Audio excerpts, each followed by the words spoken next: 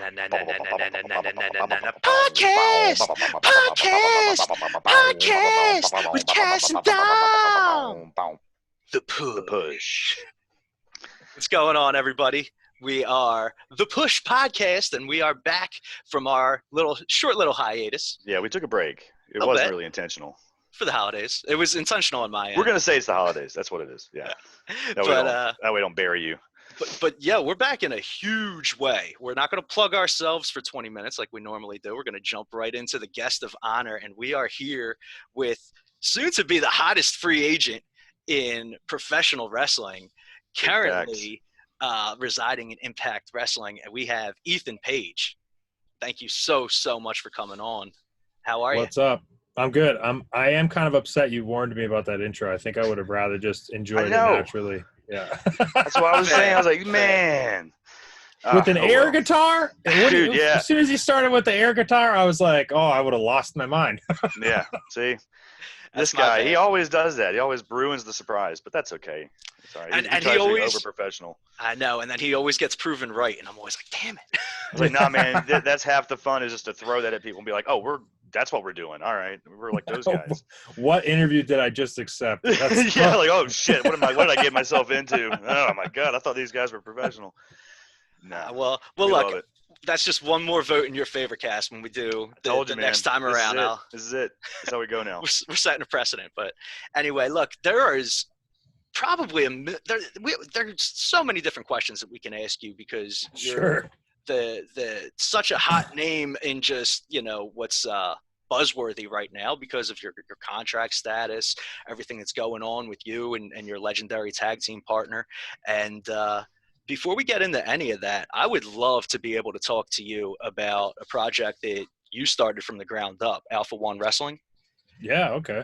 And if we could talk a little bit about that, because you're barely in your 30s, and I'm going to say barely like a lot because we're pretty much the same age. So I do that kind of, just to reassure myself that I'm not that old. We're not old. If you're No, 30, I'm 31. exactly. I just turned I'm the 30 old man of the myself. group, man. I'm like 37. I'm the old guy here. See, he's barely 40.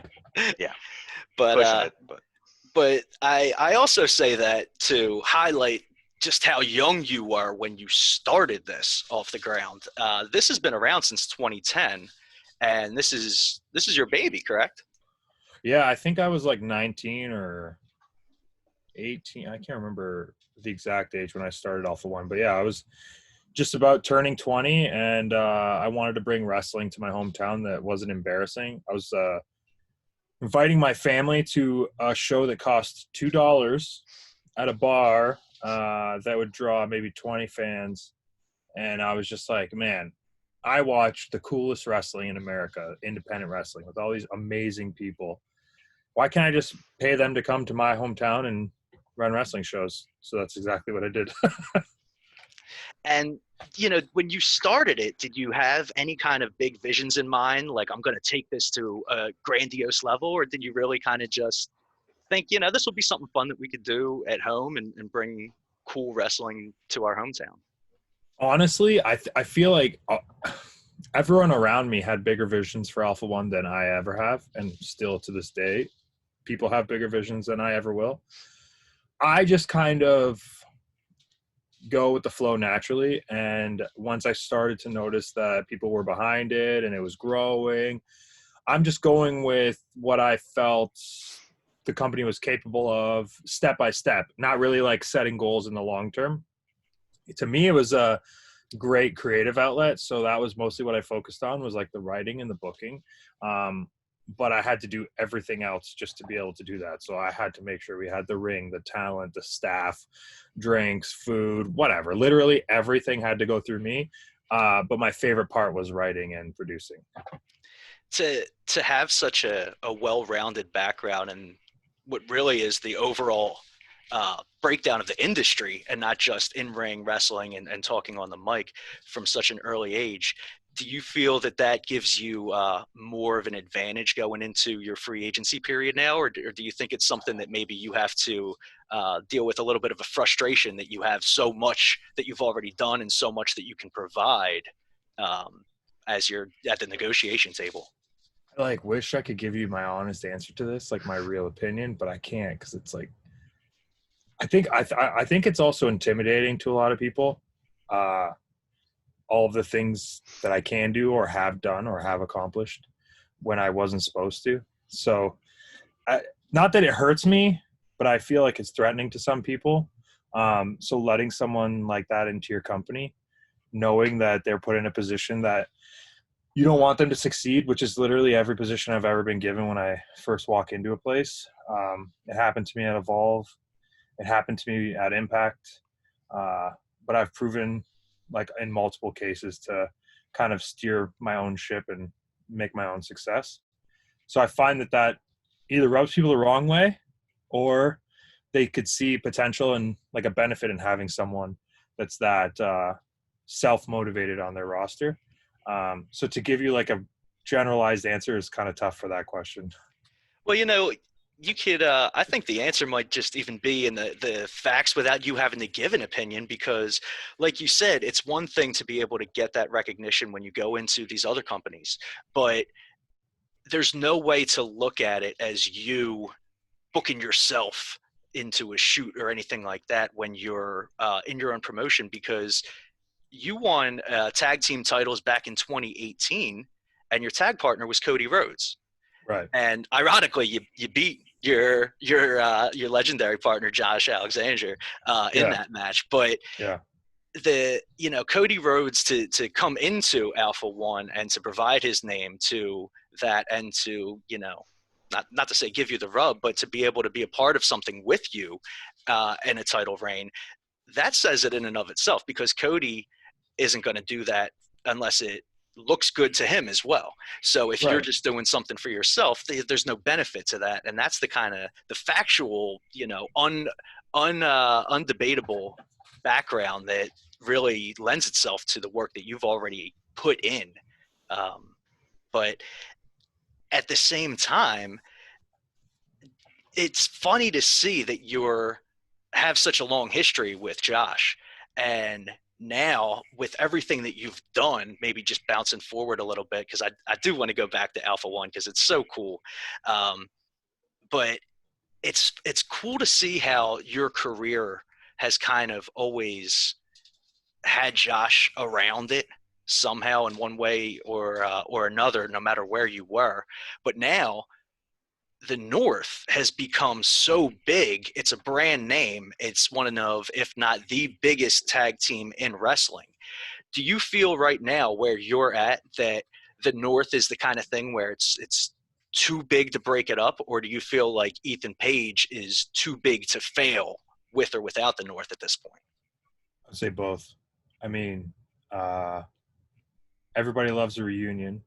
So if Impact's not the place where I land in 2021, I've been giving fans my word. And obviously this is professional wrestling, so take whatever I say with a grain of salt.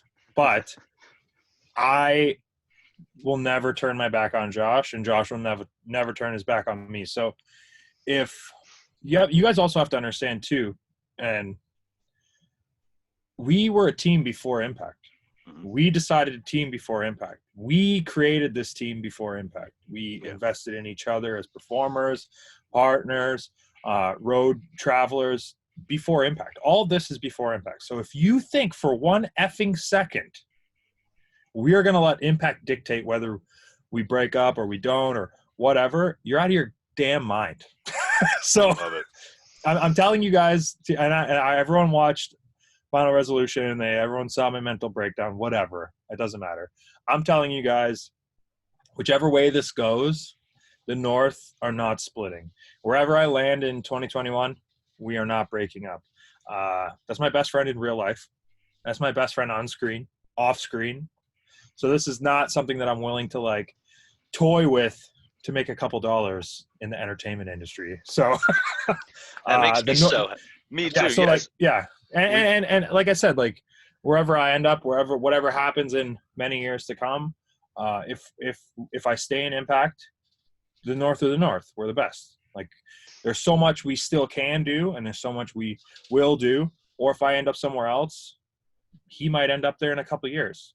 This is this is a forever friendship, and the friendship is tied to the tag team. So it's something that we will choose what happens with. It's not just the name. It's more than just the name. We were the Monster Mafia before. Mhm. We're the North now. We can be whatever. Ass Kissers #1 and Ass Kissers #2. It doesn't matter. It's Josh Alexander, Ethan Page. That is the magic. It's not the logo, or like you were saying, like the brand of the North is worth a lot. And to go back to the second part of your question, is Ethan Page able to succeed on his own? What are you nuts? Dude, obviously, right? What the hell kind of question is that? I know that, man. I'm trying to put You it out gotta- there for you. You got to think. Well, so this is just, you're just lobbing me one for a home run. Yeah, Okay, that was a that's fine. softball. That was a Not that softball. you need it, But he's but- buttering you up. He's buttering you up for the hard ones later. You have to think. Mine and Josh Alexander's careers have literally gone parallel at points, but in opposite directions at points. We've tagged in Ring of Honor.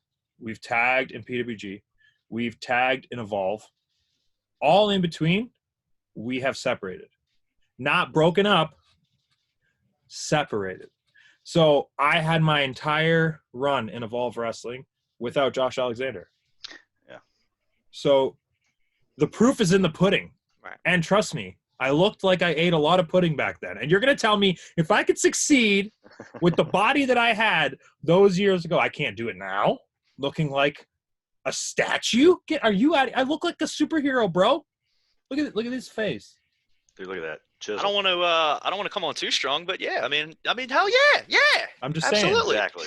saying. The time is now. Ethan Page, like you said, is the hottest free agent come January 1st. So, yeah, I think if the North are to take time apart, that's what I'll say. Mhm. Yes, Ethan Page will be a big success, but so will Josh Alexander. And when the time comes, we will come back together, or we'll never split up. This is a decision that the two of us are making, not anyone else. So everyone else can just butt their asses out of my business. But yeah, the North is good. Don't worry.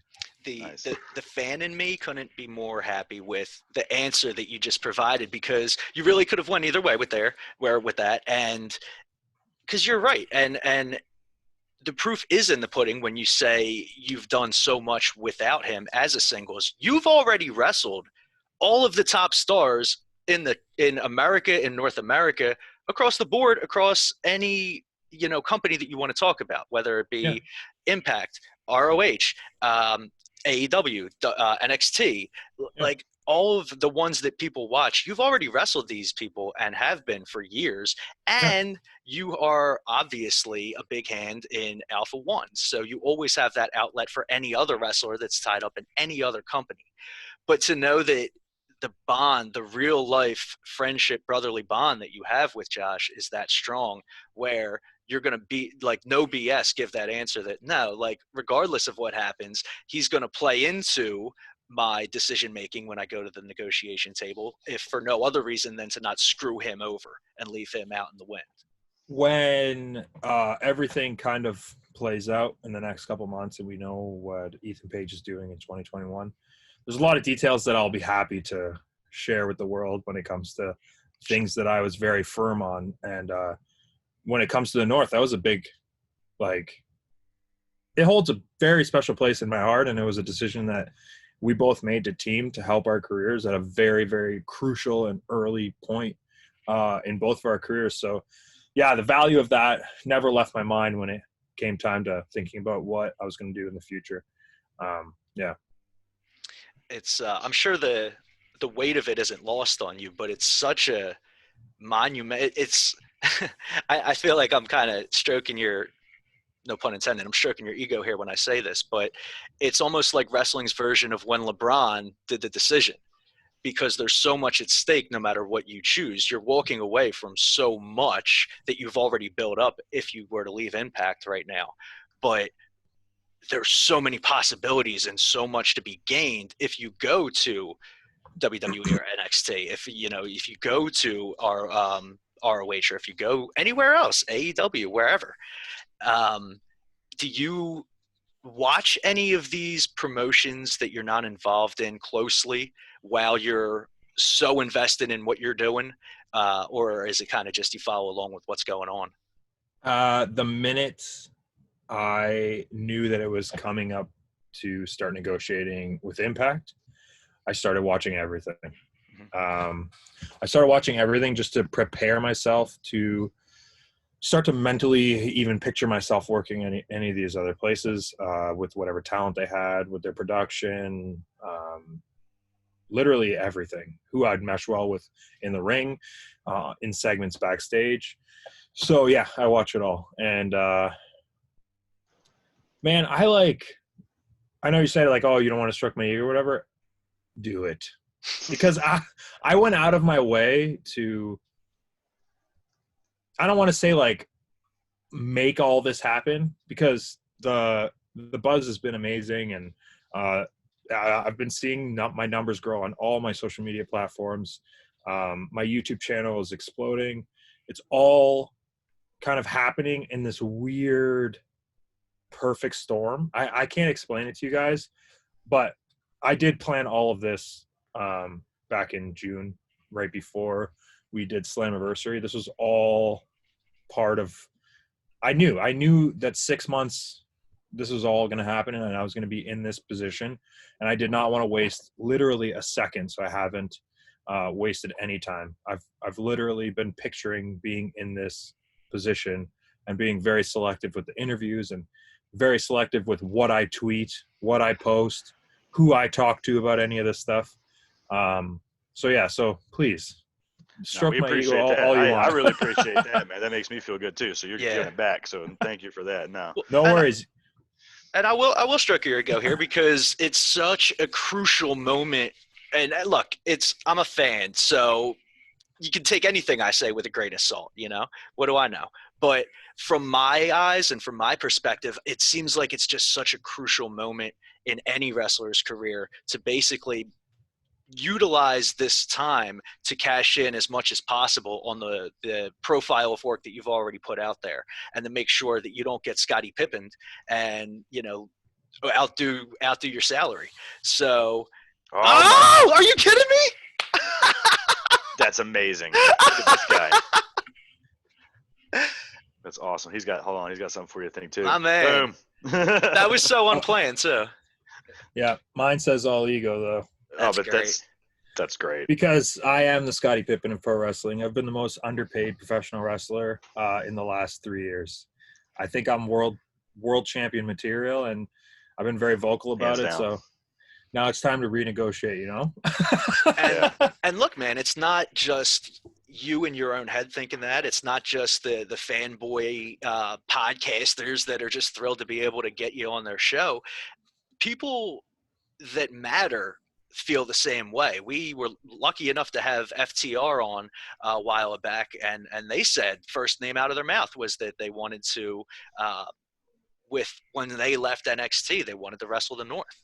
And look, whether it's the North, whether it's the Monster Mafia, or whether it's you with or without anybody else, that means that you are wanted by what everybody else has already paid out to be, you know, the top guys. So clearly the people that matter think that you're on that top echelon as well, and you should get paid that way.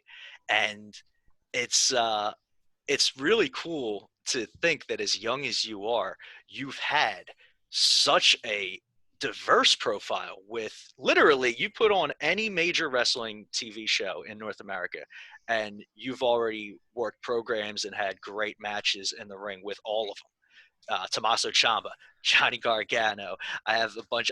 Our boy Joseph. Oh my God!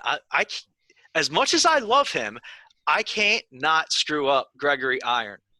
I don't know why. Dude, he does it every time. I know, and that's why it makes me so much more mad every time I do it, because he doesn't. He probably deserve hates it too. I know. Yeah. Greg probably hates it. And I always make it a point to call him out for doing it, because I know that it's like a pet peeve of Greg's as well. People always screw up his name. So after, this is such a side story, but it'll put some love on Greg. After I left Evolve, I kind of was in limbo when I was signed to Impact, because I was waiting on visa paperwork. And at the time, I didn't really have that much American exposure, so they had to convince the American government that I was worthy of this paperwork and yada, yada, yada. So during this time, I started Right, traveling but you yada yada internationally. over the best part. Yeah, I know. So, whatever. We ended up getting the paperwork, but then I just had a work visa, and essentially was just working in America under contract to Impact, but not on TV. They were waiting for something to bring me back. This is post Chandler Park. So during this time, I had 2 tours of Japan for DDT Pro. I traveled to and from the UK for Southside Wrestling at the time. They ended up getting bought out by Rev Pro, but at the time I was their world champion in England, and me and Greg had a match in front of maybe like 100 something people in Oshawa, Ontario for my promotion Alpha One. One of my favorite matches during one of the worst times in my career. Like I was in the worst shape probably, just super depressed because I had this contract, but I wasn't on TV, and I was finally had this visa, but like zero exposure, where right before I was in Evolve and had all this exposure, all this buzz. They were working with WWE, but no paperwork. So it was like a complete 180. And every time I think about Greg, I think about that match because I body slammed him off the top rope, and he was so scared. But it's on YouTube, so go check that out. It's one of my favorite matches of that year and that time in my career, and it was a title match for Southside Wrestling. Well, he's mentioned one that of- too. Well, Go yeah, ahead. That Greg, match? We might be saying the same thing here. I was gonna say, Greg. One of my favorite matches Greg did was working for Alpha One against Ricky Shane Page. That dog collar match, man. That's one of my favorite matches of all time. And I always tell him that too, and I just love that it was for you as well. So it's like a perfect way to get. That was such a good story. Like when you talk about your storytelling and producing, that was just one of the things that I wanted to touch on. Was like that program was great, and the blow off, the payoff for that match too. Like such a good way to do it. So. And like people would, I'm sorry to cut you off. People would always kind of give me flack, like, do you really think this is a good idea to have this storyline go for a year and 3 months or whatever? And so worth it. Yeah, I think so too, especially when you're coming from something that, okay, look, if we're doing weekly TV, then yeah, obviously that's going to be condensed because you don't have to wait 4 to 6 weeks to go to Alpha One wrestling show. Mm-hmm. But since that's the case, I still want long form storytelling. I still want nuances. I still want details. I still want foreshadowing. I still want all of this like emotional weight so that when the time comes for these matches, like there's been reactions in Alpha One from the live crowd that I would compare to like arena wrestling. Just because of like the energy that it's giving off. It's literally like the hard cam is shaking because the walls are shaking because they're so happy that Ruby Riott just pinned Josh Alexander for the alpha male title. There's like I had evil Space Monkey versus regular Space Monkey, and my crowd cared about it. So like everybody should care about that. Yeah. Man. Getting it's a classic to get your tale. audience to invest is a lost art now because like you said, there's no and I think it's long-term storytelling that does that. And when it's rushed, you have nothing to invest in. So being able to do I agree with you. If you don't draw it out, like it's just I think it's not worth it. You have to think about two things too. Like I understand there's that dream match style booking. I also understand that people have short attention spans, but you also have to like make your world smaller. You have to understand that there's people that are going to take the bus to this show once a month, and it's literally the one thing that they look forward to doing. You have to understand that a ticket to a movie is now $20-something, but you can go to Alpha One for 15. So like you're providing your community with something. It does not have to be like a pop-up show where I'll just throw some matches out there and hopefully they enjoy the wrestling. It's like, no. Every single Alpha One show ever I have ever done, I will give you at least one reason to come to the next one. Minimum. I mean, that's smart business. Like, why would you not do that? You have to hook them and make them come back. I mean, that's what you're there for. So you have to. That's your job. and if you think about it, even when we were younger, which, like I said, it was maybe not for Cass, but for the rest of us in this thread here, it wasn't all that long ago when we were young, and even then, there was such a limitation to what you had available to you to watch. And even if you wanted to get that, outside different type of wrestling, you really had to search out for it and do the tape swapping, which Cass, I know you're God, familiar with. I lived by that when I was a kid. But man, That was my thing. anybody with Wi-Fi and a device has that open to them. So more now than ever, you really need to cater to that cult culture where people really want to sink their teeth into one thing instead of just being overwhelmed with the oversaturation of everything. And yours is one promotion that so many people have, and Gregory Iron is one of them. He said if he ever gets signed to a major contract, the one promotion that he would want to make sure that he still has flexibility to come back to and do on the indies is yours, is Alpha One. So it's not just us stroking your ego. It's like you said, man, it's there in the facts. And I'm happy to hear that from what you're saying, it sounds like Impact still has a chance at re-signing you. They're still in the mix. And I think they would be very unwise to let you go right now. But do you feel that there's more of a reason to stay now that it looks like the big knock with Impact being that they're not on a major network or they don't have that national exposure seems to be getting a little bit alleviated with this crossover that seems to be happening with AEW? I don't really care. That was a stupid. Okay. No offense. No. I mean, Impact's ratings has nothing to do with my paycheck. Yeah. So okay. and where it airs has nothing to do with my paycheck. Mm-hmm. I remember when Twitch started and this was a big thing for Impact, and everyone was kind of just like, this is, what do you mean you're going to stream it on the internet? And in their minds, it's like, oh, this is so lame. Now look, It's like years later. I remember sitting in a meeting in Nashville before we did the Homecoming pay-per-view where I did the Ultimate X, and the president of Impact, Ed Nordham, was there telling everyone about Twitch, and it was like fake excitement because people had no clue what it was. And I remember putting my hand up and being like, wait a minute. So if you have internet, you have Impact. Everyone's like, oh, that's great. It's a great catchphrase. Wow, that's awesome. But in my head, I'm thinking like, this is great. Yeah. Literally, right? You're telling me essentially anyone in the world can watch the show for free. It's better than TV. And now that we're all stuck in our houses in 2020, and you guys saw like their Twitch numbers, I think, hit 50-something thousand people watching live. And it's not just watching live. Yeah.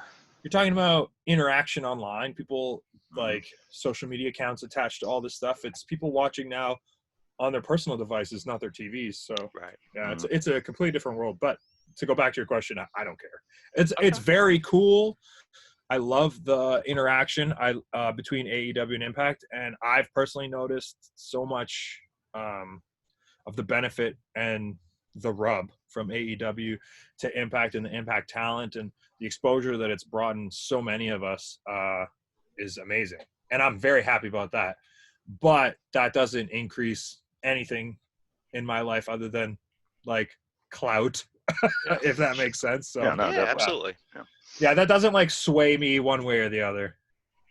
I totally understand that. And if you were to leave Impact, then you would be stepping out on your own. But to do so wouldn't be anything new for you. You've as you said before, you've already established yourself as a main event singles competitor, and you've also established yourself as a serious tag team competitor without Josh Alexander. So do you think that if you were to step away from Impact, or hell, even if you stay with Impact, do you feel that there's any merit to continuing as a tag team competitor, or are you ready to get back to Ethan Page, the singles competitor? If it's not with Josh, I wouldn't want it to be with anyone. I mean, unless it's The Rock, sure, that'd be great. But yeah, I mean, I would say Josh Alexander will be my tag team partner forever. So to kind of try and invest something new with someone else would seem a little bit silly. Yeah. Okay. What about evil Josh Alexander? Oh. Just saying. Yeah, get me like a reverse Josh Alexander. Yeah. I'll tell you what. If there's a way that we can do it legally with contracts to be able to get him wherever you are while still with Impact, you let me know. I'll do it pro bono, and Hey, we'll put in the work to make it happen. He's going to be a lawyer. He's my legal counsel. Knock so on wood. Oh. you need lawyering done. Lawyering done. Lawyer-ish. Yeah. Lawyer-ish is the most carny wrestling thing I've ever heard. So you know what? You sound perfect for the job. He's got it. He's in. Yeah. So I want to mention there's one tag team on the Indies that I freaking love, and they've mentioned you as well. Have you ever heard of the Koloff Dynasty? The Koloff Dynasty? Yeah, it's yes, I have. Okay, and they Nikita's boys. Yeah, Nikita's got a new tag team he manages. And they are the new evolution of the Koloff Dynasty, and they mentioned that they wanted to take a shot at the North and take a shot at you. And I guess if they're not on the tip of your tongue, they're probably not somebody that you have in the forefront of your mind when you're thinking of new competitors. Okay. But I was hoping to get a soundbite if possible. And Josh and I will take on all challengers. You have to look at our schedules before the pandemic, our schedules compared to others on the Impact roster. We were taking our titles and defending them all over North America. We were working the local teams, the best teams in all the promotions that we could. And I truly believe that if this stuff didn't happen, we still would have been doing that on an international level. We were supposed to go out for Fight Club Pro in England and take part in their tag team tournament while we were Impact World Tag Team Champions. So, yeah, I mean, if those dudes want to have a tag match, sure. we're not turning down anybody. The increased sharing of talent exposure between Impact and AEW over just the past 2 weeks or so really adds a whole different wrinkle of intrigue to your specific situation, because one thing that I think AEW fans boast the most about AEW is the strength of their tag team division. And I think, one thing that people would consider to be the dream would be for the North to be able to wrestle all these AEW tag teams. If you walk away and end up in AEW, that always, like you said, down the line could still be a possibility. But if you stay in Impact, that could still somehow be a possibility. So it's funny how it's fun to play. It's fun to play Dream Booker right now with Ethan Page's life. I'm not gonna lie. Especially if you're Ethan freaking Page, right? Yeah, I mean, look. No, you do not want to be me. This has been easily the most mentally and emotionally stressful thing that I've ever done in my life. And my wife could probably say the same thing for her, and she didn't have to do any of the work. So it's like we're both just like, she's so invested because she's been with me for 7 or 8 years now while I've been wrestling. So she knows how much work's gone into this. So for us to be able to be in a position like this, it's kind of essentially hoping for the best. Yeah, it's not fun. So don't want to be me. Trust me. And that's a good point too, because you are, behind it all, you are a family man. You're married. You have a family, and that's really the only thing that really, when it comes down to it, matters the most when you're making these financial decisions. That's why, when you're asking me about does Impact and AEW working together sway me in any way, it's like, no. Right. I got to stare at my kid and my wife every single day. And these are the people that I care about the most and need to take care of. So that is really the thing that's going to sway me one way or the other. Sure. Kind of what's written on this paper or what stories being told. It's not really a contributing factor. Not at the moment anyways. Whenever I'm lucky or whenever we're lucky enough to land these types of conversations, I never want to be the first person to mention, oh, your wife or your kids or anything that on air. But once you mention, I mean, really, man, that's really the only thing that matters. And it's so, like you said, it's so awesome to see that even though I'm still a freaking 30-year-old child, that you have a background that looks just the same, and you're my age, and you have it all together. So there's still some hope for me. But I mean, I'm like, listen, Dusty Rhodes was the modern man. I would say this nerd stuff is the modern man now. I agree. Like, obviously, but it kind of, exactly. It's like it's. I would say it's like late '80s, early '90s kids that are kind of going with this pop culture movement, and yeah, like this is what makes me happy. Like I'm not a partier. I'm not like a drinker.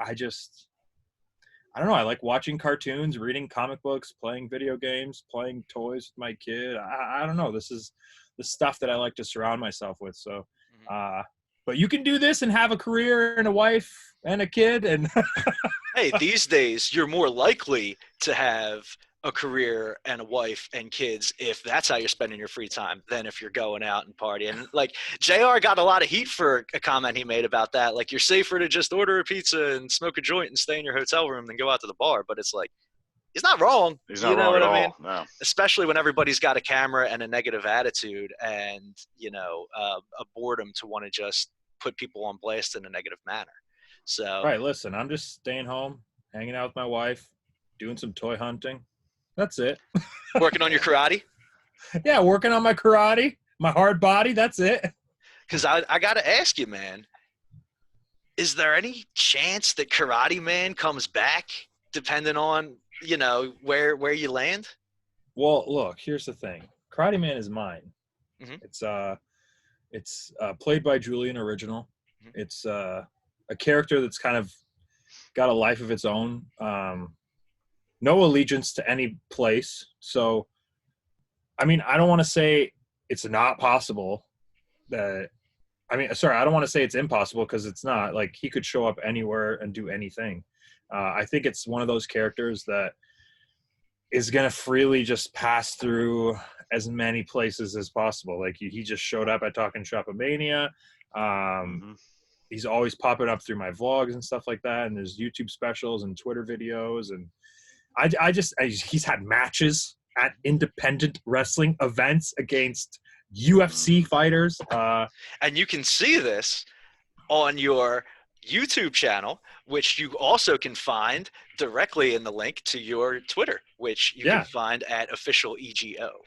There you go. So thank you, man. But yeah, it's Karate Man, I think, is going to, like it already has, kind of have a life of its own. Mm-hmm. And I think it's going to be super interesting over the course of time to kind of see like how the character evolves and where it pops up. And I was telling my wife the other night that in like a dream scenario, by the end of 2021, I'll be able to do like a legitimate short film for the Karate Man, either like an origin story or I don't know, like 30 to 45 minute movie, and have a crew and actually like go all out and actually do and produce something legit instead of kind of just me putting it on a tripod or giving some kid $20 to film it and then hoping I can like masterfully edit some stuff together, which I have on youtube.com/EthanPageVlog.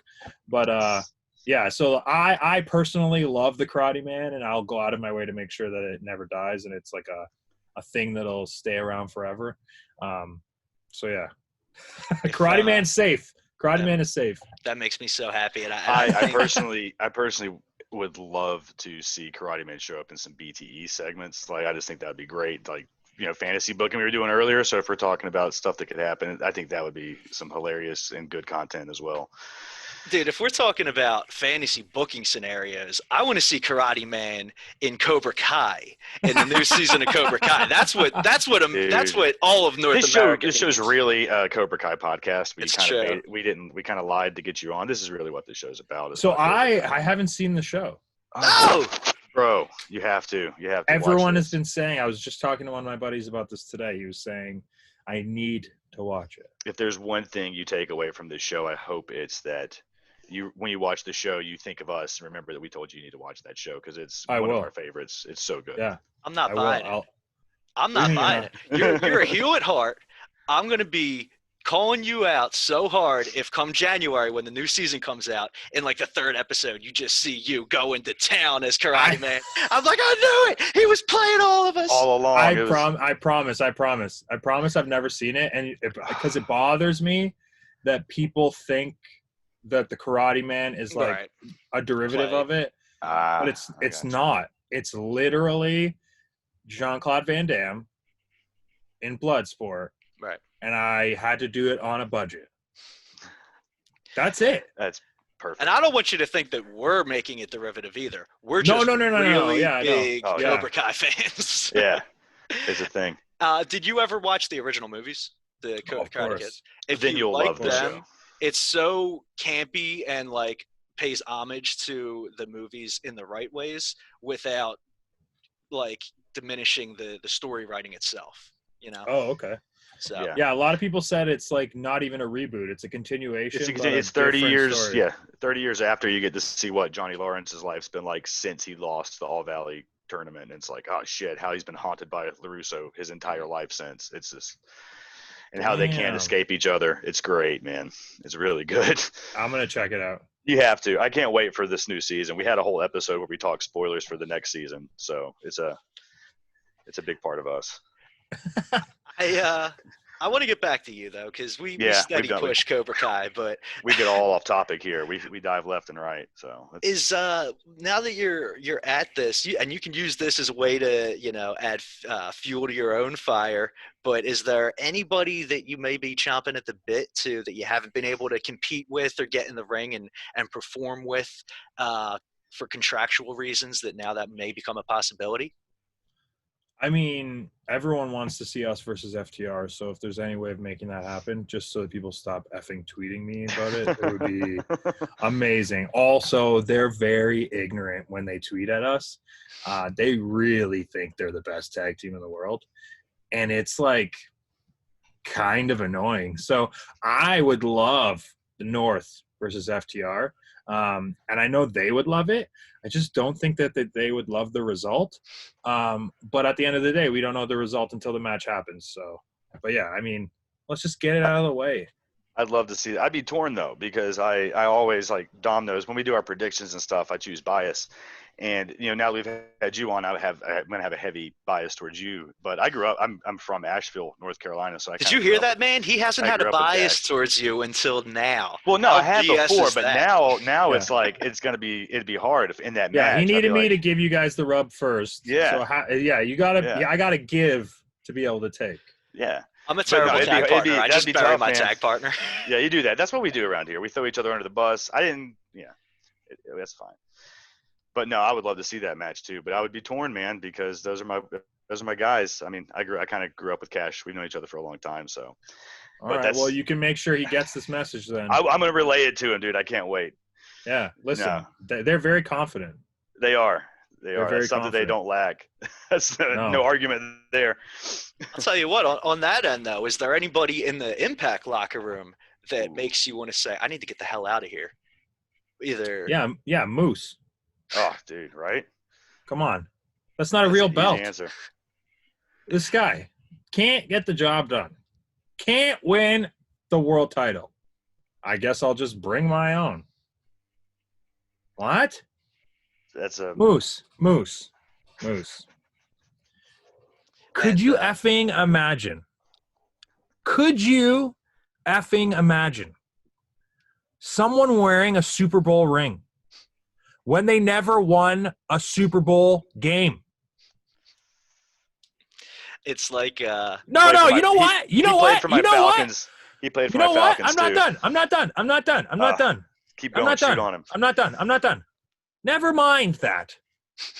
Could you imagine walking up to Tom Brady with all his Super Bowl rings on his hands, and then you have your dumbass hand with the XFL championship ring that you didn't even win, and you're going to look him in the face and say you're a champion? That's what you're doing.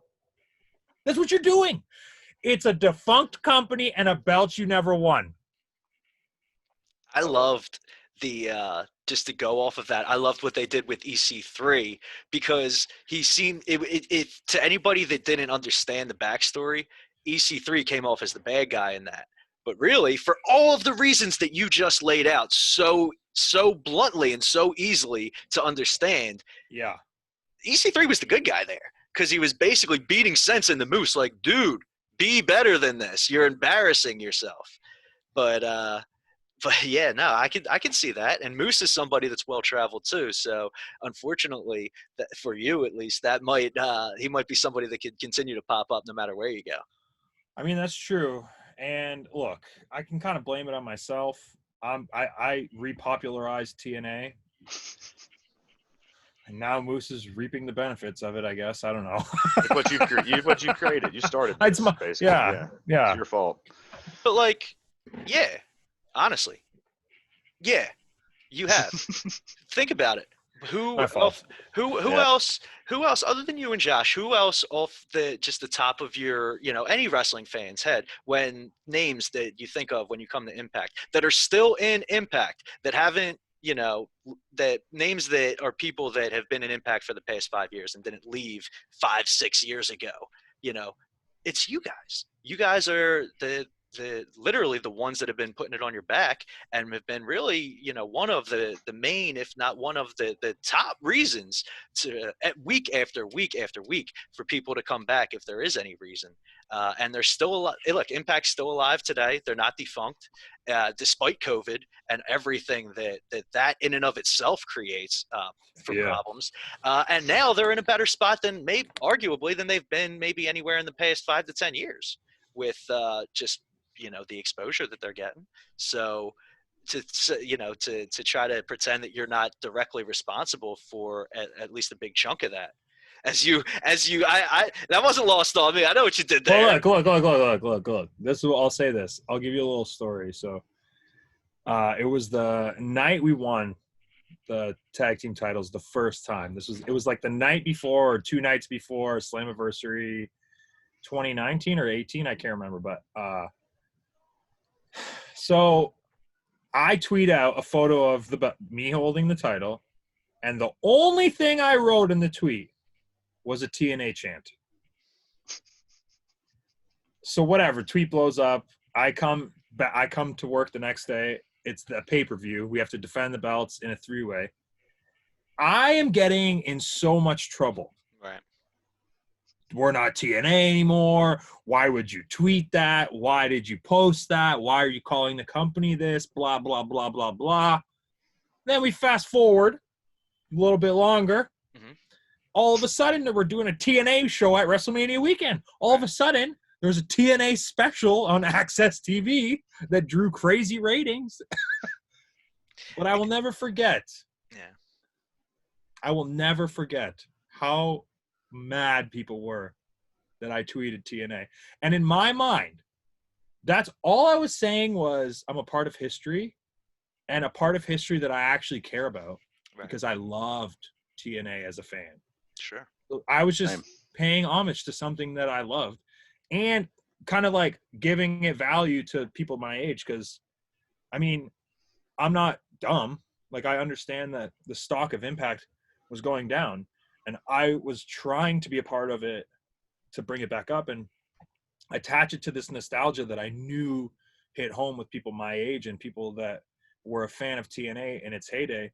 And I wanted them to know, well, I work here now and I loved this place, so I'm going to like go out of my way to make this belt mean what it did back then. And me and Josh did that. So now you have egg on your face, everyone that gave me a hard time. Yeah, you were ahead of your time, man. Look at you. Yeah. Always two steps ahead. Turn the corner. Man. Ethan Page is already there. And when the whole point and the whole reason for the post to begin with, there's no malicious intent in it, and it was just something positive. It makes it that much harder to not want to throw it back in their face when much later after the criticism, they're doing what you said to begin with. They're benefiting from it. Yeah, it's hard not to just like replay the moment without saying anything and be like, should have called a meeting. Had a meeting and talked to them about it. Yeah, so you have internet, you have Impact. Yeah. And there you go.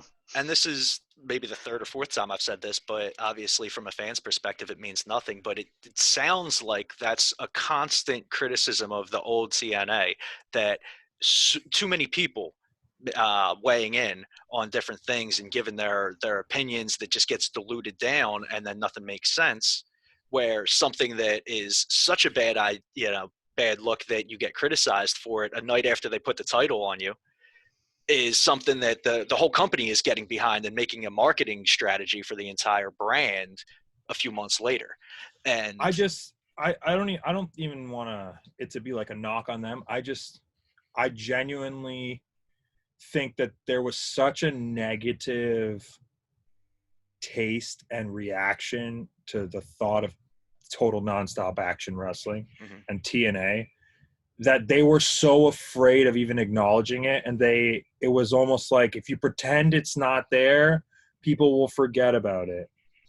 But I knew, like, I knew, because my number one, like, rule for anything that I do, any content I produce, anything that comes out of my mouth has to be authentic. I've been pitched so many ideas that probably would have made me money. I just didn't feel like it fit me as a person, me as a character, whatever. Authenticity is number one. I love TNA. I knew there was other people that did too. That's all. Like, to me, I wasn't afraid of being just like all this stuff back here, and the culture is changing of like what's okay to like say I like that, or what are you into, or what your hobbies are. People were like, I guess, afraid of saying I liked TNA. I am never afraid of speaking like what I enjoy, what I like, what I'm into, and TNA was one of those things. So I understood what they were so afraid of and what they were trying to protect, and the image they were trying to change, because they were trying their best to make the company better. I just knew, like, look, guys, this is something I know fans like, so I'm just going to put myself out there and be like, I love TNA. And now I know people are going on Impact Plus watching old replays of stuff, and you see the flashback moments in the weekly episodes, and we were supposed to have like more TNA stuff, and the event ended up getting canceled WrestleMania weekend. And then obviously the TNA title getting interjected into the writing and the storyline. So it's not a dead brand anymore. It's kind of been like revived. But I just thought it'd be hilarious to tell that little story, because that's a good story. I love bringing it up. That's good. I like that too. And it's one of those things where you can see it from both points of view, in the sense that I can totally understand if I'm head of branding and marketing, like, I want to put a new spin on this so fans don't think that these are the same issues, because you would be able to speak to this better than anyone. Does the company in the end of 2020 feel anything like the company that you started with in 2017? Oh no, it's completely different. Like, so I can understand. Completely different. Yeah, and I would understand how they want to make sure everyone knows that. But you have so much gold, like you're saying, buried in that time period that, to just flush it all down the toilet is a travesty. So right, there's history there, and like I wanted people to know we were a part of that history. And in the long run, it ended up paying off, because we held the titles longer than any team in company history, including TNA. And Impact even acknowledged that those were the champions. So when they would talk about former Impact champions, they would talk about former Impact Tag Team champions, Team 3D. They never wrestled for Impact. They wrestled for TNA. But that's a part of the history forever. So I'm proud of that, definitely, especially being a fan. I'm smiling. I'm smiling so big because it's like you're reading my mind. I was, right before you said Team 3D, I was going to ask, how do you think that Bully Ray feels about that, and about that stat being, in your favor? I mean, I'm sure it sucks. If that's another team, if they want to go, I'll go. Like, we're at the top of our game. We're one of the best tag teams in the world. Rated number 4, which I think is BS, but whatever. Rated number 4 out of 50 in the PWI. I think it's available in newsstands either now or at the end of the year. But yeah, we're one of the best teams in the world.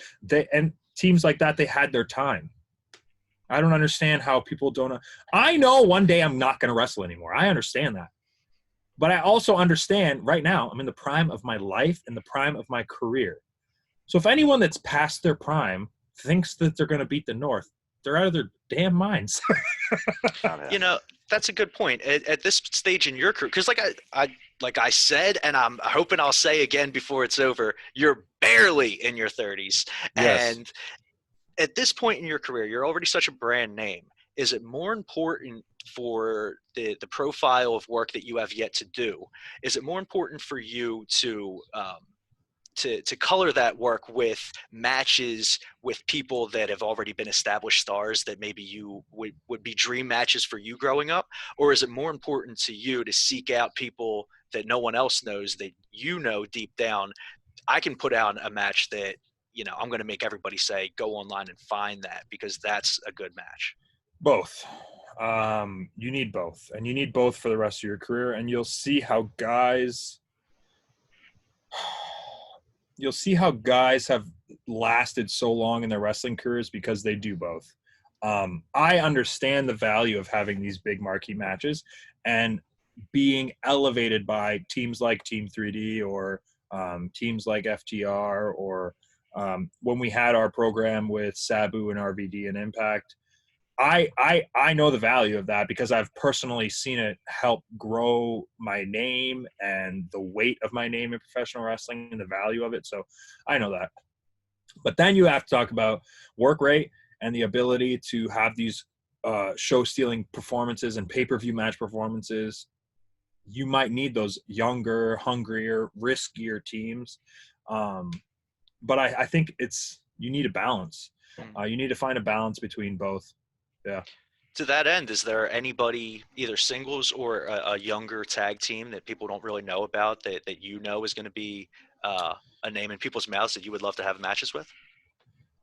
I mean, we have wrestled Top Flight. They're new to AEW. Mm-hmm. And I think in a couple years, and people hate hearing that because years sounds so long, but they're very young. Like, I want to say the one brother's not even 20 years old. He's 19, isn't he? Yeah. Isn't one of them? Yeah.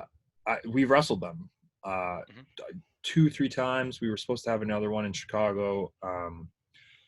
I think those guys have chemistry like myself and Josh, maybe even better because they're legitimately brothers. They grew up together. I think in time they're going to have some matches that people just can't even comprehend because of how in tune they are with each other, their timing.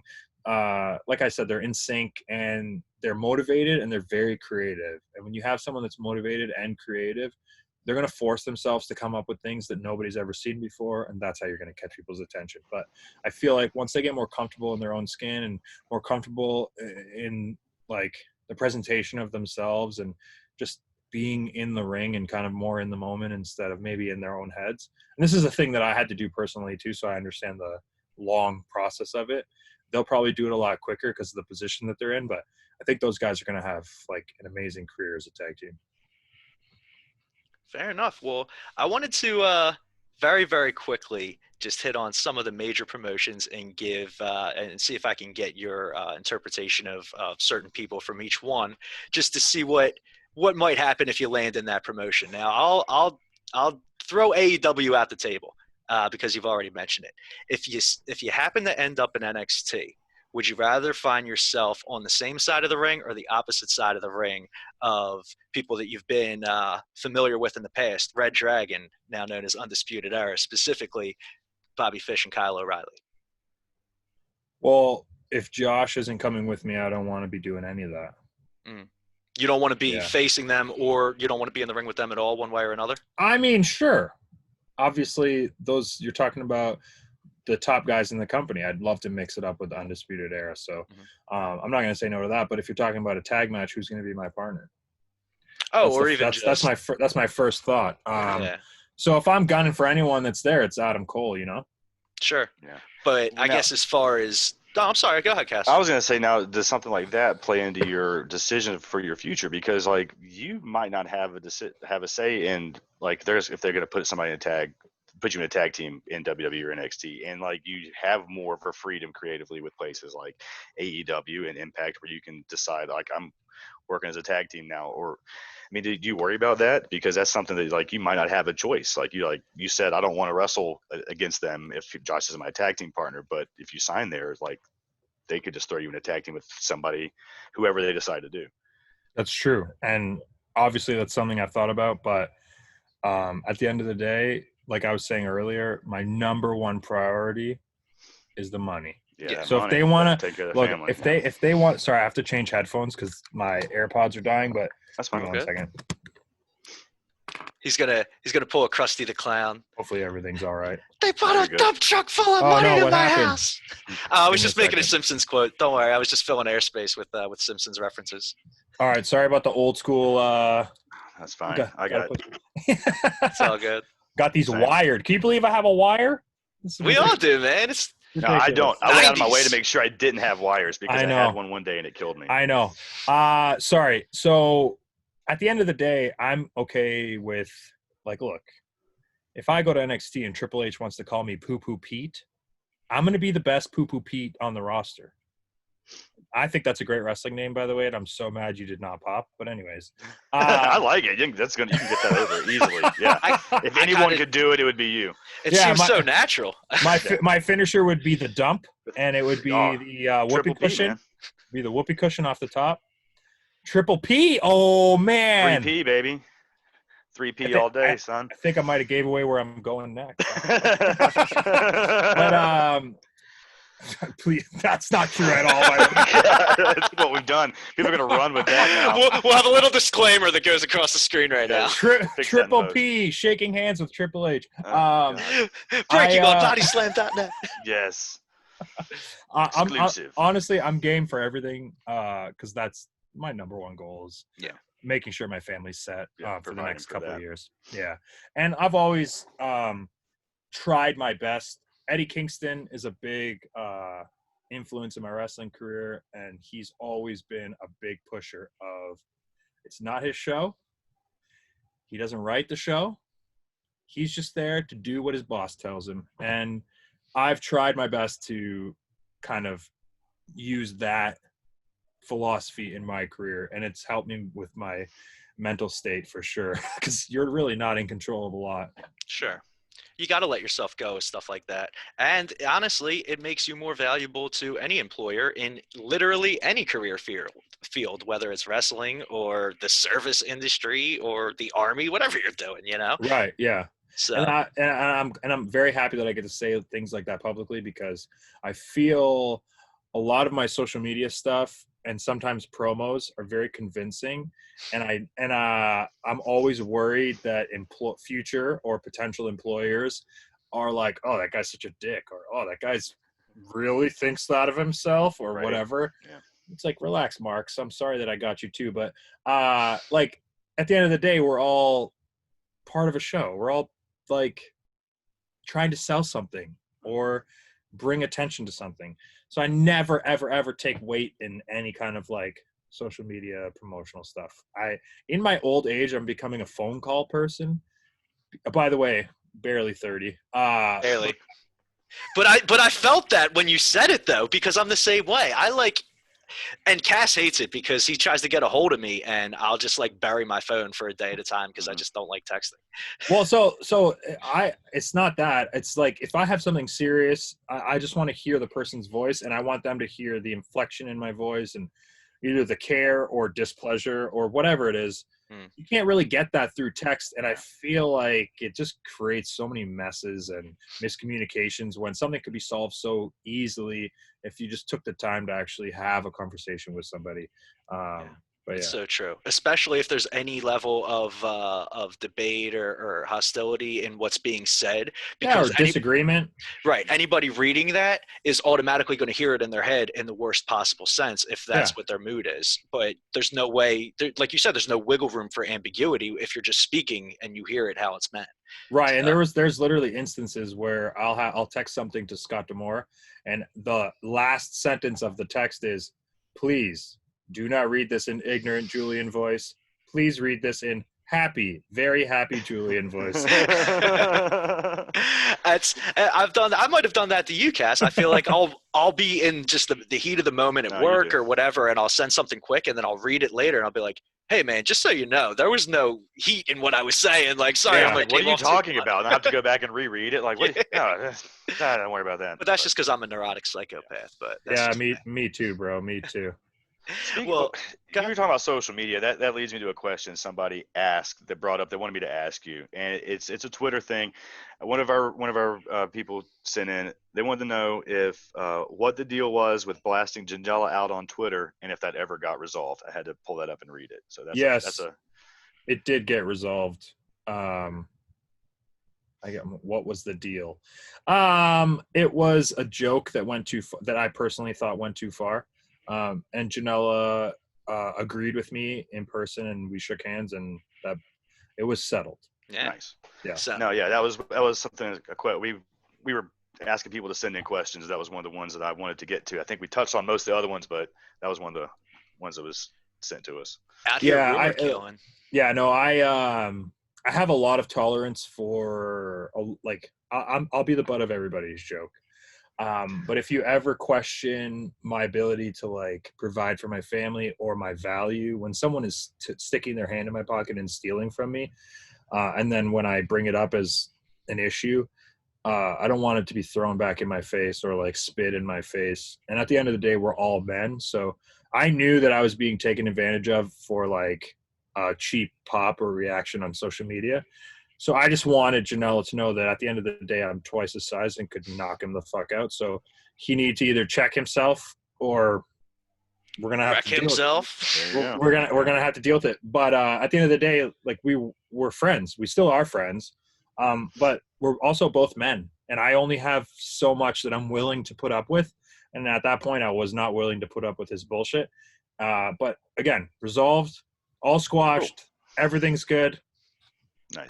We're good. That'll make Jersey our readers people, happy. Am I right? Yeah.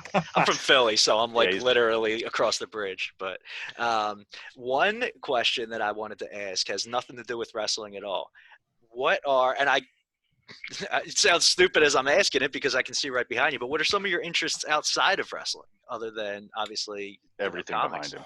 Yeah. I mean, yeah, everything you see. I love watching Girlfriends with my wife on Netflix right now at night. It's a great show. I'm a big collector. That kind of takes up most of my free time out of this, but I would say my YouTube page is like probably the best like gauge of what I'm interested in and what I'm doing outside of wrestling. I wear everything on my sleeve. Like you can tell I like martial arts movies, Karate Man. Yeah. You could tell I like the Power Rangers, the Gimmick Rangers. Yeah. It's like, I don't know. To me, it's if you want to know anything about me, I pretty much have already put something online. Just pay attention. Sure. Yeah. Right. Yeah. And that's a question that I've asked before. And the more interviews that I do, the more I realize that the best interviews are the people that really don't have a good answer for that specific question, because you're somebody whose whole life, everything you do is in your work one way or another. Everything you do is geared towards where you're moving tomorrow, and you don't really necessarily have time to, other than the time that you put into being a husband and a father, you don't really have time to sit around and have hobbies that aren't going to produce financial benefit for you and your family. So right there, it's that last quote. I used to be obsessed with this cell phone game. It was like a Disney something on my phone, and you like fight whatever. Anyways, it was a phone game. I know which game you're talking about. Sadly enough, I'm like, what's it called? It's the one where it's like you have all the characters and they. Kingdom Hearts. No. You know what? I'm gonna pull it up because it deserves a shout out because I really like it. I know the game you're talking about because I saw the advertisement all the time during my Star Wars game that I was playing. Disney Galaxy Heroes. It's called Disney Heroes because it's Galaxy of Heroes, Disney Heroes, same thing. Yep, so it's called Disney Heroes. I have put some money into this game. It's a freemium. Those games, oh god. But I haven't opened it in 6 to 7 months. And I was thinking about this either last night or the night before, and I was like, I wonder why? Because I was genuinely obsessed. If the fact that I have my credit card connected to it for reasons of buying this and that, it's time that I'll never get back. And it's something that's not going to benefit me other than a distraction. So right now I just try and distract myself with work, and I enjoy my work so much that it's not a burden. So like people are like, well, how do you make all these videos? that's fun for me. Mm-hmm. So like to make the Gimmick Ranger videos, like I have to be the actor for all the roles. I have to edit everything on a green screen. You guys saw me take it. I saw your green screen earlier. Yeah, I was about to compliment you on that before and you took it down. It's literally like this tiny room. Like there's no studio. I don't have like room to do jumping spin kicks. Like kayfabe, bro, kayfabe. Yeah, no, nobody would have known. You're visiting the satellite studio. No, Yeah. I want people to know Yeah. what they're capable of doing if they actually put the effort into it. Like, right.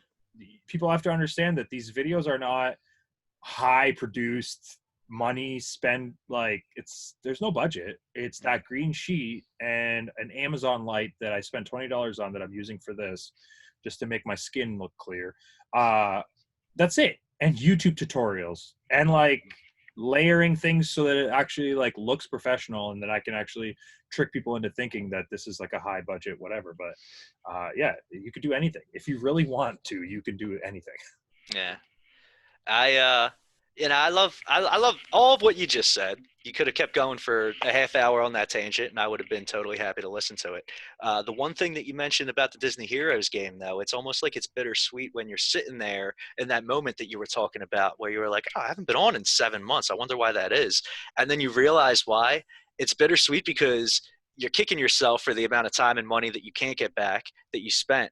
But at the same time, it's almost like you're giving yourself a pat on the back because you just had that little brief epiphany where you can quantify the personal growth that you had in that 7 months, where that's no longer an appetite for you that you need to dedicate time to because you're too busy worrying about more productive stuff, and like I had a similar situation that was along those lines. It's like, oh, I haven't picked this up in months. And I was like, oh, I feel good that I haven't picked it. I've been too busy to pick this up in months, So for sure. it's a good feeling, and I'm very, very happy to see that somebody that it seems like just such a genuinely good person as you is about to get the financial reward for all of that drive that you've been putting in for such a long period.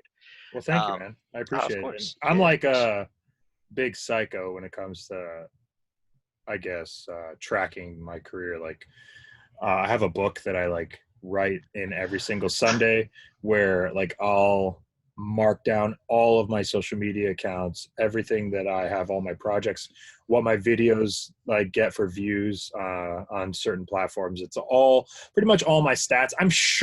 I am positive there's a way of tracking this online, but online ways to monitor your analytics. This is something I have to know for doing the website stuff. You can, but sure, there must be. What you got to do. You got to do what you're doing. It's just how you do it. Everybody has their own method, but you need to follow exactly. that stuff. I have to, and I have to follow other talent. Mm-hmm. I need to know who's growing, why they're growing, what they're doing compared to me, and I'm sure there's websites for that too. But I'm like a psycho. Like I obsess over, if I have a goal, that's it. Get the hell out of my way. Like I'm gonna find a way to kind of make this happen. And a big thing for me was passing Moose on Twitter, because he's like the prized wrestler. Like you see how he gets treated on our show. He's in a lot of segments. He's one of the top guys. I'm sure he's paid handsomely. So I wanted to make sure that I was presented in a way that was either equal or better than, and I wanted to have what he had to offer the company when it came time to negotiating, which is right now. So I needed to pass him. So I tracked his social media, my social media, the whole entire company's social media, to see who was doing what and stuff like that. So yeah, I'm excited to see the payoff at the end of this year too, because I've noticed the trajectory of my career over the last, I started writing things down in February of 2019. So we're going around 2 years now. And I'm hoping to hit certain numbers before the end of the year. But other than that, I'm very proud of what I've been able to accomplish. Sure, man. And it's, in anything, not just wrestling, it's a combination of working hard and working smart. And it's a good balance of both.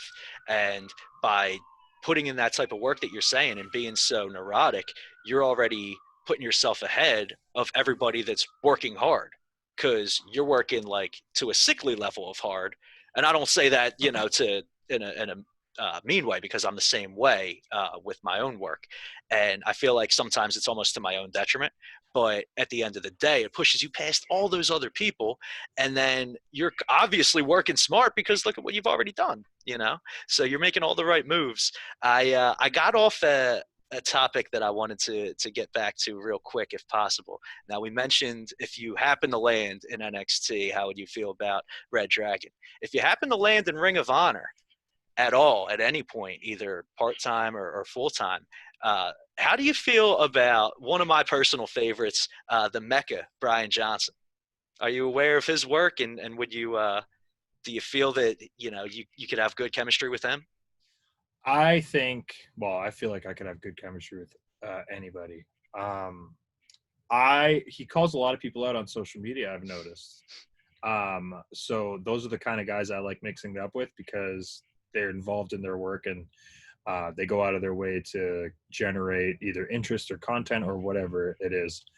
But if we're talking about Ring of Honor, I feel there was a missed opportunity to have an interaction with EC3 and Ethan Page, which you can see on my vlog. We have some interactions there, and I enjoyed that. But I feel like in a professional wrestling setting, in a promo battle, in a cinematic style, I think the two of us would have amazing creativity, and we'd be able to do something very special.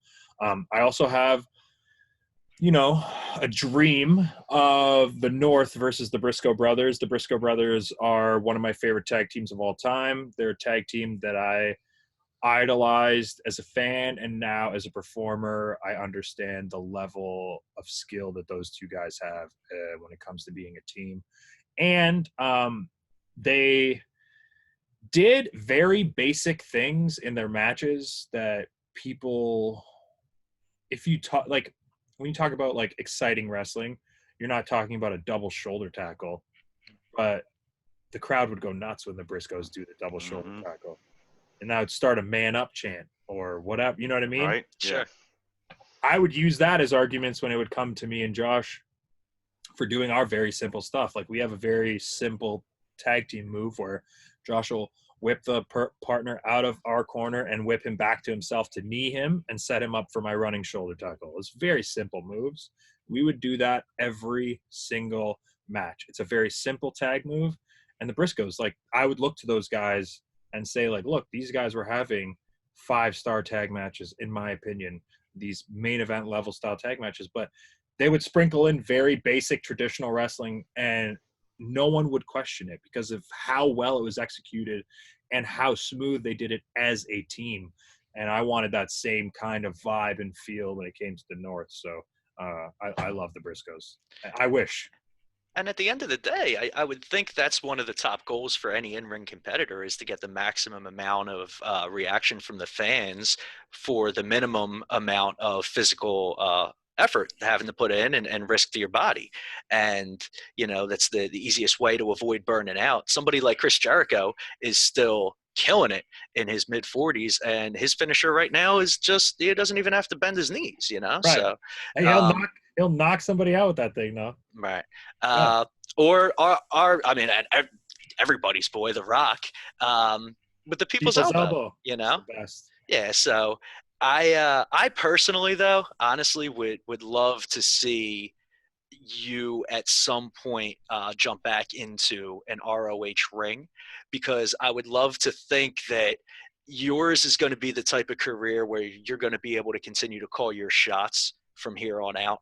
And Ring of Honor seems like it's the type of company that allows itself to have people come in and out, so you can be there without really necessarily tying your career down to it.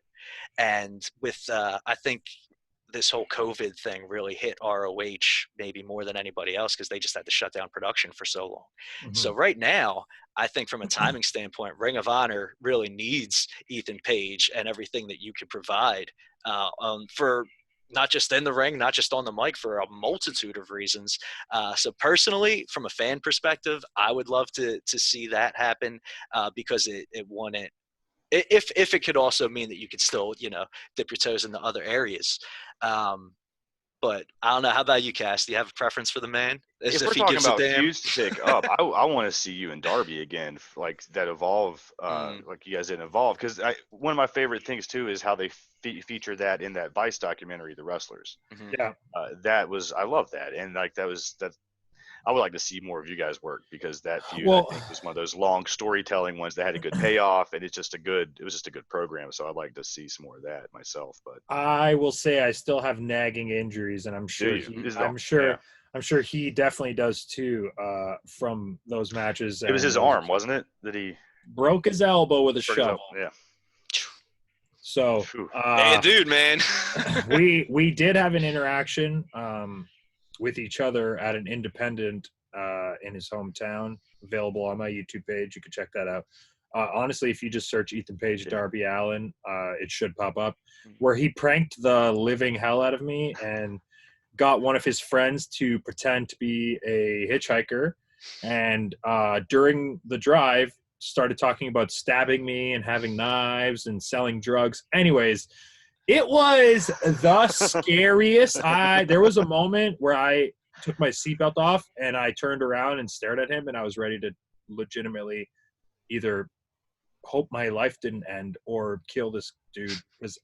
Anyways, whatever. Yeah. Go out of your way to check it out. Because you got a family now. You know what I mean? It's probably, at the moment, that's probably all running through your head. All I'm thinking about is I want to say either they showed me a video or I saw a video a couple days before or a week before of a cab driver getting stabbed through the seat. All I'm thinking is this guy's sitting directly behind me. Yeah. Saying all this crazy stuff. So I'm freaking out. Yeah. Like I can't sit still. So yeah, but we had an interaction. It was the last thing we did together was at an independent show, and it was cool to be able to cross paths with him while I was in Impact and while he was in AEW. The Indies were kind of like the Wild West at the time while they were still running hot. I don't know, man. I don't know if I'm ready to go back into something like that. That physically demanding, because that looked grueling. It really did look. That's a brutal match, man. I have a lot of respect for him, almost too much, but I don't know if I could take another loss to him. So for me, I think if that were to ever happen, it would not end well for either of us. Sure. And it seems, and obviously you're paying attention to what everybody says on social media about you, and you keep your ears and your eyes tuned to everything.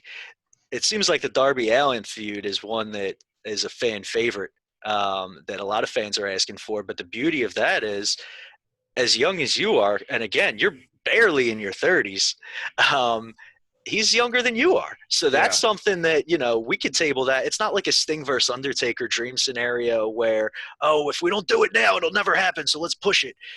We could revisit this 10 years from now. No. Well, No. You listen, you want me to be 41 dealing with this guy jumping off. You say that like ladders? 41's old. I'm like 30. No. Now, you were giving me shit for saying 37 was old, and I like using 41 is like that's an old. I have a question. At 37 years old, right now, in your current life, no. Do you want Darby Allin jumping off a ladder through a table? No. And neither do I. I wouldn't want to deal with that now. No. Sure. But if we're gonna do it, let's do it now. Right. If I could respectfully disagree with you here, I only say that Chris Jericho at 35 didn't need to do it for the money, didn't need to do it for the career. And on the trajectory that you're going, based on what you've already done, I would think that from a financial and from a career retrospective standpoint, when you're in your mid-30s, you don't have to stay in the ring for any purpose like that either.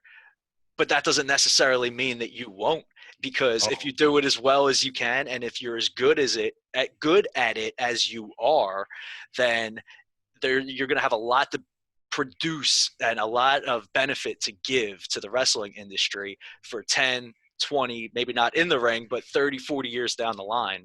And whoever scoops you up in the upcoming year is definitely getting you at a bargain at any rate. But I just looked at the time and I realized we've been chatting your ear off for like an hour and a half now. So I apologize. It really didn't. No. I say this too often, man, but it went so fast. I didn't even look at the clock until then. So I had no idea. No apology needed. I'm excited for what's to come. I'm excited to know that at least I feel I'll have a career in wrestling after the ring. I'm going out of my way to make sure that that's something that people understand as an option, that I have value in either booking, writing, video editing, promo producing, producing matches. What I've done every job. I've worn every hat in professional wrestling. So I think for what's coming in 2021 is going to be exciting for everyone. I'm excited for everyone to find out what's happening. More so just follow what's going on. Follow the fun. Just keep your eyes on Ethan Page because it's going to be interesting. And yeah, this is just the beginning. I know it. Good big thing is coming for you, man. I definitely feel that, and I'm not just trying to blow some smoke up your ass, man. This was a big interview. I'm really happy you did this for us because I think you're gonna be next year's gonna be huge for you, man. You're on the verge of breaking out, so I appreciate that very much. We usually ask one last random question, but we've kept you for so long that I'm actually gonna use this as a way to the random question. No, I'm gonna tease you and use it as a way to possibly lure you back. So I'm gonna wrap it up here and on the air give you an open invitation to come back on even though you will probably never be this free again. If you always have an open door to come back onto the show and allow us to get the rub from you whenever you're free. We do pay-per-view prediction shows, and we would love to have you on as a guest whenever you're free, but please, please, please apologize to your family from us for keeping you from them for so long on a rare day that you have at home. And thank you, dude, so much for coming on. We're going to be so excited to see where you land and who scoops you up, and honestly the way that the rest of the year ends up for you, and it's good to see that you and Josh are cool no matter what we see on TV. No matter what. And I also want fans to know, no matter what happens next year, I will fight with every ounce of me to keep as much of me that I can. I've always been a person that's gone out of his way to produce anything myself instead of kind of wait for someone else to do it for me. My first action figure is coming out, Figure Toy Company. I have another action figure coming out with a completely different company. I can't even discuss that yet, but it's going to be awesome. I have Wrestling Buddies available, new ones coming out. I will always go out of my way to produce things for my fans, and I never want to lose that authenticity. So if you're a supporter of mine and you're worried, please don't worry. You're going to get everything that I've put into what I've been presenting this year. You're going to get it maybe even 2 times more next year because I'll be able to either have the time or the finances to invest in me. Since everyone has been investing in me all year, I'll make sure I put back into it too. So thank you guys so much, and I'm excited for everyone to find out what's happening in 2021. Thank you, man. If you don't already, make sure you follow him on Twitter at officialego. And also, you can catch all of his awesome merch at playedbyjulian.com. We mentioned your YouTube page is / Ethan Page Vlog, correct? Yep. And all that stuff is linked on the website too. So awesome. Playedbyjulian.com, best way to find everything you need. And again, you can catch all the links in the description. You can find me on Twitter at Dom_Mallon. Catch Cass at CASSHOOOLE. You can catch us at BodySlam_pod, and also the Big Kahuna BodySlam Net at BodySlam. And if you don't mind, Joe, hey, you are more than welcome to join us. But if you're not that corny, you can just sit back while we take you out with our award-winning outro. I'll enjoy the show.